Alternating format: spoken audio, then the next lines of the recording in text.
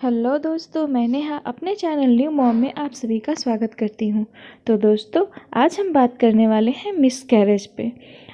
Miscarriage क्या होता है, मिसकैरेज बार बार मिसकैरेज क्यों होता है, मिसकैरेज के क्या लक्षण हैं और बार बार गर्भपात होने के क्या कारण होते हैं, गर्भपात के बाद आपको क्या सावधानियां बरतनी चाहिए, अगर आपका बार बार गर्भपात हो जा रहा है तो उसके बाद आपको ऐसा कौन सा मतलब आपको कौन सा विकल्प चुनना चाहिए जिससे आपको प्रेगनेंसी आपकी रुक सके।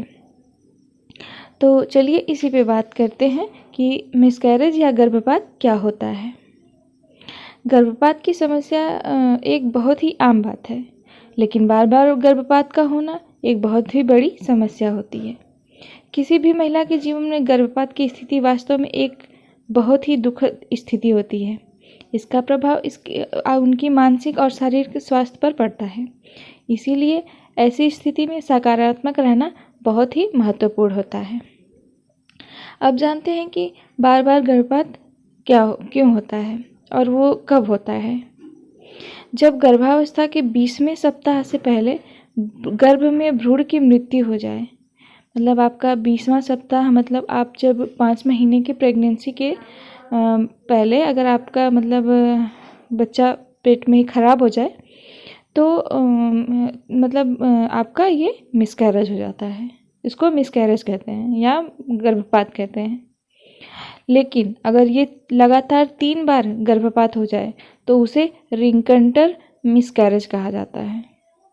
अब देखते हैं कि गर्भपात होने के क्या क्या लक्षण होते हैं। मतलब अगर आपको मिसकैरेज होने वाला है तो आपको अपने अंदर क्या क्या लक्षण दिखाई देंगे, आपको क्या महसूस होगा, इसके बारे में जानते हैं। आपके पेट में तेज दर्द होगा, ऐंठन के साथ दर्द होगा और प्रेगनेंसी के समय आपकी योनि से ब्लीडिंग होगी या स्पॉटिंग होगी या ब्लीडिंग के साथ क्लॉट्स आएंगे। मतलब जो ब्लड है, जो ब्लड निकलेगा वो क्लॉट्स मतलब थक्के की तरह निकलेगा और आपकी पीठ और कमर में बहुत ज़्यादा दर्द होगा। प्रेगनेंसी के लक्षण में जैसे आपको कम महसूस होने लगे, जैसे आपको पहले उल्टी होती थी और ब्रेस्ट में मतलब आपको चेंजेस महसूस होते थे, वो धीरे धीरे कम होने लगे। मतलब आपको आज उल्टी हो रही है, आपको लगता है कि आप प्रेग्नेंट हैं, आपको पता है कि आप प्रेगनेंसी के दौरान आप प्रेगनेंसी में हैं। तो अगर आपको उल्टी होना बंद हो जाती है तो आपको आपकी ये सब लक्षण भी आपको गर्भपात के लक्षण में भी शामिल होंगे। तो अगर आपको ये सब लक्षण दिख रहे हैं तो समझ जाइए कि हो सकता है कि आपको गर्भपात के ये सिम्टम्स हैं। अब देखते हैं कि बार बार गर्भपात होने के क्या कारण होते हैं। गर्भपात यानी मिसकैरेज कई कारण से होते हैं। जैसे अगर महिला की उम्र 35 वर्ष से ज़्यादा है तो उसको मिसकैरेज की संभावना बहुत अधिक होती है। अनुवांशिकता होती है, मतलब अगर आपको आपकी मम्मी को था या आपकी सासू मम्मी को था तो हो सकता है आपको भी मिसकैरेज की समस्या हो। ये अनुवांशिकता भी हो सकती है।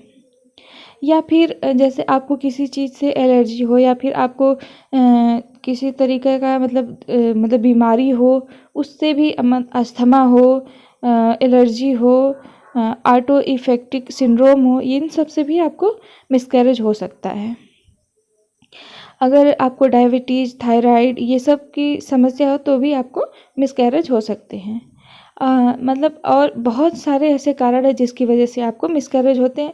उसमें से एक कारण ये बहुत ही महत्वपूर्ण कारण होता है। अगर आप मतलब आपका अंडा और आपके मतलब महिला का अंडा और पुरुष का स्पर्म की क्वालिटी अगर ख़राब हो, इससे भी भ्रूण का अच्छे से विकास नहीं हो पाता और वो मिसकैरेज हो जाता, उसका मतलब वो अपने आप ही ख़राब हो जाता है। ये भी मिसकैरेज का भी एक कारण होता है। और अगर आपके मतलब पेट पे किसी प्रकार से दबाव पड़े या चोट लगे तो ये भी मिसकैरेज का कारण होता है। अब देखते हैं कि गर्भपात यानी मिसकैरेज के बाद आपको क्या क्या सावधानियां बरतनी चाहिए। आपको अगर मिसकैरेज हो गया है तो कम से कम 2 महीना के बाद ही आपको मतलब प्रेगनेंसी प्लानिंग करनी चाहिए।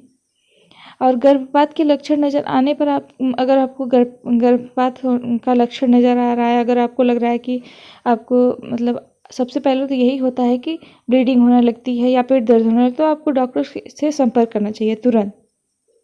यदि पहली बार गर्भपात हुआ तो आपको काफ़ी सावधानियाँ बरतनी चाहिए। गर्भपात होने के बाद जब डॉक्टर आपको जो दवाइयाँ दे, आपको जितना आराम करने के लिए बोले उतना आपको करना चाहिए। गर्भपात के बाद आपको तनाव से दूर रहना चाहिए, अपनी सोच को सकारात्मक रखना चाहिए, पॉजिटिव रहना चाहिए हमेशा। महिला को गर्भपात होने के बाद 15 से 30 दिन आराम करना चाहिए। गर्भपात के बाद कोशिश करें कि 1 महीने तक शारीरिक संबंध ना बनाएं। अधिक बुखार होने पर डॉक्टर से तुरंत मिलें। आपको अगर किसी प्रकार की कोई दिक्कत हो रही है तो आप डॉक्टर से ज़रूर मिलें, क्योंकि अगर आपको मतली, ब्लीडिंग, सूजन ये सब हो रहा है तो हो सकता है आपको इन्फेक्शन हुआ हो। अगर आपको बार बार गर्भपात हो रहा है तो आपको बहुत सारे ऐसे विकल्प हैं जिससे आप प्रेगनेंसी कंसीव कर सकती हैं।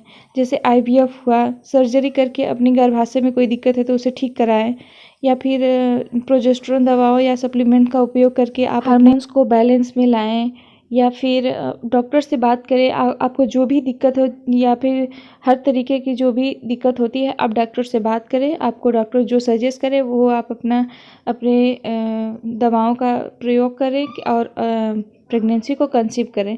अगर आपको मेरी वीडियो अच्छी लगी हो तो लाइक और सब्सक्राइब शेयर करें। आपके हेल्दी बेबी के लिए मेरी तरफ से बहुत बहुत सारा गॉड ब्लेस यू।